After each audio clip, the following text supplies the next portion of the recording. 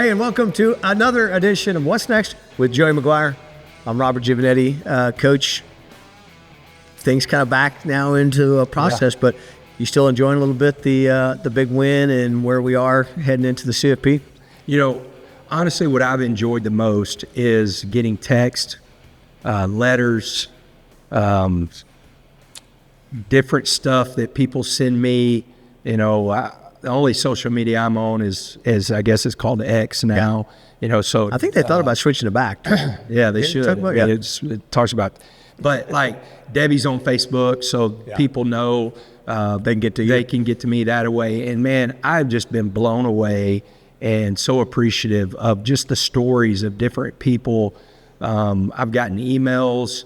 I got a really cool letter, and it's pictures of different times in this fan's life that he's been either at the Jones, and then he was at AT&T in Arlington. So like, I really appreciate that because, you know, it's a big deal. You know, it's a really big deal. And, you know, it just makes you appreciate it more.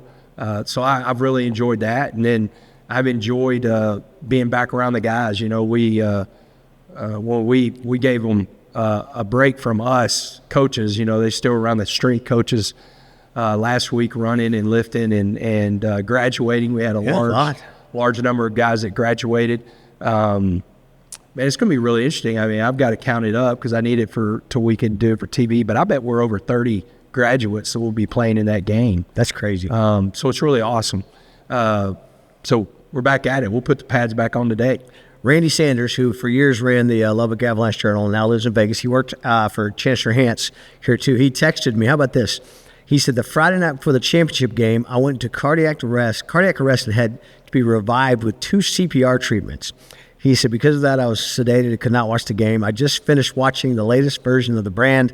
At the end of the show, my wife said, you're crying. He said, I know Joey has been saying a lot, but this 78-year-old newspaper editor has been waiting for this since 1969. Do you mind telling Joey that you heard from me and I want to give a bear hug to him whenever I get to meet him? Man, that's what it's all about. Yeah. Like, whenever you come in and you know, I still go back to the press conference. Like, people thought that was a show of doing the Raider Power. Yeah. It's what it is. It's a respect for people that came. That's getting me all teared up. I don't know. How about that? That's what we were hoping for Randy. So like that's a respect for the people that came before me and the people that have, you know, just poured into everything. And like, again, I say this all the time. I am a fan. Like, there are teams that I root for, and I feel what they feel. Like, I feel the excitement whenever they win, and I feel the excitement when they lose. I'll tell you a little story like this. Like, you know, I grew up a Razorback. Sure, yeah, I did that. And this was pre-Debbie, so I can say this. But like, I actually canceled a date because I was so upset that Arkansas lost. And so I feel the pain whenever we have been so close. And then, like you're sitting there saying, I can't wait for Debbie to watch this one. This is going to be great.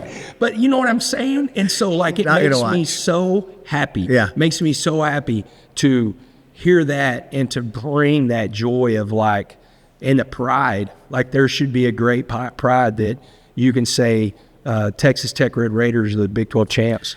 Do you think that girl you broke the date with, do you think she watches What's Next? No, but I think she's fine. I heard she married a Major League Baseball player. Oh, so, okay. you know, I mean, yeah. I think she did just fine. I wonder if she was flipping around the other day and saw the championship game and said, hey, that's that SOB that canceled our date. There's that guy. Yeah, it is great. And the number of people that have the videos I've seen, the people that everybody, you can't go anywhere without somebody saying, oh my gosh, this Tech football team. Yeah, it's so cool, you know, and just the amount of respect nationwide too. You know what I mean? So we've talked about this before, but Bob Stoops, Coach Stoops, is a good friend of mine, and CJIU played for Coach Stoops and is one of his favorite players. Kenny Perry coached for Coach Stoops in the XFL. They are very, very close. Of course, Kirby yeah. is extremely close to Coach Stoops. And we have like this little group text, and just how fired up he was. He's, of course, bleeds the Crimson and Cream. He's not going to sit there and say that he's not going to root for OU over Tech, but I think we're his second favorite team because, he and his longtime chief of staff, Matt, those guys, comment all the time about how much fun we are to watch. Yeah, that's the thing. When you watch a lot of football, you're saying this team is pretty darn good, fun to watch. Herb Street says something the other day that we've been saying on the show and we've said on the brand. And he said, everybody says it's about the money, but he said it's not just about the money. No. He said the culture they built there, and he said it's so much more than that, which I appreciated him saying that. Yeah, without a doubt, and look, whenever we finally know Sunday, so Saturday night, who the final 8 are, I can promise you that those 8's budgets right. and the amount of money that they spent are probably all about the same, and there's guys that have done more whenever you look across the board. Like, don't like mistake that of Indiana is the number 1 team in the country and they're playing with a grad transfer, or they're trying to play with a transfer that just won the Heisman Trophy. The amount of guys that Ohio State either brought in and or were retained. Their best defensive player is a transfer. If you go through each one of those teams, we're all going to be about the same, and so it's going to say a lot about those teams too, of what people have done with their culture to be able to play in these games we're about to play in. Yeah, it's unsettling for some that it's Texas Tech, but it's no different here except a better group of guys coaching them maybe than at other places where they're doing about the same thing.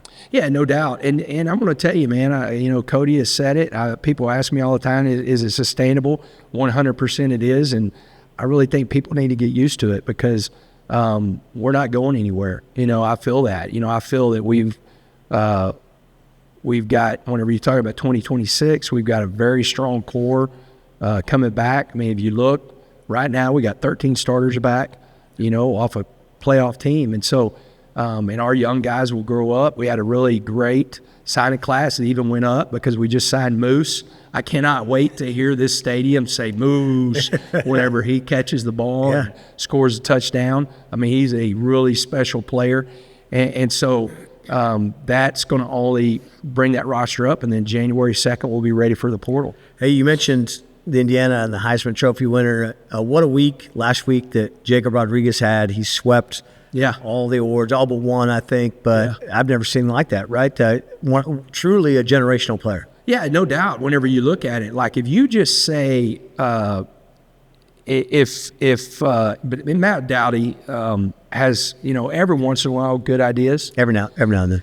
And one thing that Dowdy says, because of the tradition and some stuff that has to change, we vote these awards at different times way too early, because you're not through with the regular season and stuff like that. If the Heisman Trophy voters would have seen, like, that this guy's going to win every defensive award that's possible. Like, I know Dowdy can do this because, he's definitely got people that are really smart words for him that can do it for him. But Burke and Dorte are pretty smart. Like, what defensive player has done that? Like, I don't know that answer, but, like, I don't know. I would like to find out if there's ever been a defensive player that have won those 4 awards. I think maybe Matt Teo did back in 11. So 12. There you go. That guy was at the Heisman ceremony. He was in New York City for sure. Yeah, I think they do that like in the NFL and Major League Baseball. They don't vote on the awards. They don't let the playoffs impact it. Yeah. But they vote on it after the regular season's over, and that's when they tabulate the votes. Yeah, no doubt. And part of it, I think, for Dowdy's point too, is the travel is crazy that week after the season. We've got to figure something out on that too, as far as how these awards go. I think more attention should be paid to J-Rod and the fact of what he's done with all these awards. I put this in a tweet. He's clearly the best defensive player in the country. I totally agree. Right? He won the award for the best defensive player in the country. how that guy doesn't end up in New York City is a travesty. Yeah, it is, and hopefully, again, I heard somebody else, talking about the Heisman. And, I mean, just make it a quarterback award if that's what you're going to do. Like if that's the qualification that you even get to, or it's an offensive player. Because if you think about this, it took the times that quarterbacks probably haven't run it, or maybe running back, whenever you look at in the 70s and 80s. But the times that a quarterback hasn't won it, it has taken an absolute generational player to even be considered. Right. Travis Hunter last year, I don't care what quarterback over the last few years would have been up. Travis Hunter did and should have won that award. Yeah. I think if you go back, I think Charles Woodson, I could be wrong. Yeah. Like these dudes are doing stuff that has literally never been done, and that's what it took for it not to be a quarterback. Right. So let's just make it a quarterback award if that's what we're going to do. But do we put too much emphasis on? I mean, I think the awards J-Rod won are pretty damn impressive. Yeah, I will honestly, man. I will tell you, whenever you're talking about I was talking to his dad, and he said, highly successful people do this. They set goals. They set attainable goals, and they go attack them. And, two of his goals he attained. He wanted to be a Big 12 champion, and he wanted to win the Butkus, which names the best linebacker in the country. And he did both of those, and his dad was, really, excited and fired up, and I know Jacob was too. So, all right. So all that's behind us. Yeah. Now we're looking ahead to the winner of Oregon, James Madison. I love the James Madison social media. I don't know if you've been following so that. Awesome. They are enjoying their minute in the sun here, and I think that's cool. Yeah, they should, man. It's a great story, and it's going to be interesting. It's going to be really tough. They got to go to Oregon and play those guys, and Oregon is, man, they're a special football team. I've watched 5 of their games already. Yeah. They're a really good football team, so it's going to be a tough task. That's why you play the game, but their social media teams have been crushing it, absolutely crushing it. Yeah, I saw the other day they said, hey, maybe we should sit out some starters against Oregon to be healthy for Texas Tech. I thought that was pretty funny. But are you guys now in game? I know it's game week will be a week and a half from now, whatever. But are you in game week mode a little bit right now? Yeah, we are. Yesterday was a walkthrough, which is our normal Sunday. We did it on a Monday. Today we're in our normal Tuesday practice. So we'll put the pads. We'll be in full pads today, and we'll have a good practice. The bowl practices we shrink because you have more practices, so we shrink them. They're faster. And we're not on the field as long, but we'll get after it today, and Wednesday will be a normal Wednesday. Thursday we'll walk. Friday will be a fast Friday, and then we'll give them off Sunday. Totally off Sunday because we're going to put the pads back on. Totally off Saturday because we're going to put the pads back on Sunday. You think these guys, I think they've got a great mentality, prepared for just the bigness of what's about to happen, right? This is the biggest bowl game Texas Tech's ever played in. It's one of the Premier. Elite bowl. Yeah, Premier's a good one. January 1st, only game going on. Yeah. Right, in a Premier bowl game. And do you think that you've got the leadership that says, hey, the moments, we're not going to let the moment overtake us here? Yeah, I think playing in that Big 12 championship that was cool. will make a huge. It will help us tremendously. But it's funny. Last night I was sitting on the back porch smoking a cigar and watching Monday Night Football, and I sent out a tweet to all the coaches, or sent out a text to all the coaches and all the players, and I said, I'm sitting on the back porch smoking a cigar, taking a deep breath, and I said, we get to play in the Orange Bowl. How lucky are we? And, that's like, if you think about it, I literally just said this in the hallway to Coach IU, co-linebacker player of the year by Football Scoop, or coach of the year by Football Scoop. There's been just some incredible coaches. Bob Stoops is one of them. There's been some incredible coaches that got to coach in the Orange Bowl, and man, we're going to appreciate that, and we're going to go out there and we're going to respect whoever we play, but we're going to go out and try to do everything we can to get to the Peach Bowl. Yeah, another big bowl game. It's funny the way the schedule works out now. Sometimes the big bowls don't play on January 1st, but that used to be the day, right? Yeah, You'd say, no doubt. Wow, January 1st, New Year's Day, these are huge bowl games. Yeah, no doubt. It's going to be fun to be part of that. Barron looks good. I think this rest has been good for him. Oh man, Barron's so funny, man. Just like he's loves practicing, loves football so much, and man, he came out yesterday and was bouncing around like I hadn't seen him probably since camp, and he feels really good. We'll have a good plan for him. We're still, we want him to peak physically at the right time. So we're still going to have a plan. We're just not going to let him go out there and bounce around too much. But it's been big. Like Jacob Rodriguez, Ben Roberts, John Curry, those guys haven't been 100% in a month, and Howard Sampson, the same way. He didn't practice as far as contact the whole week going into the Big 12, and man, he feels great. And everybody's kind of like that, and everybody's like that around the country. But it's going to be good to be feeling really good going into that game. Yeah, you used the term football banged up, and you had a lot of those guys that just having some time off has got to help. Yeah, no doubt. So as we finish up, expectations are sky high. Going to Miami, our fans are crazy. Is there a chance for you, like, will your family get together for Christmas? How will you manage all that? Yeah, it's going to be so Debbie did her Christmas with her family after the Big 12 championship. So she stayed in Dallas, and actually this is going to be the first time, probably since 2016, that my parents are going to come out here Friday because we got a morning practice. And this is going to be the first time since 2016 we've all been together for Christmas. That's awesome. So we're gonna do Christmas Friday night and Saturday and so that's going to be awesome. And then what's great about the bye, and it was big for the players, is we'll practice, and then we'll practice the 23rd that morning.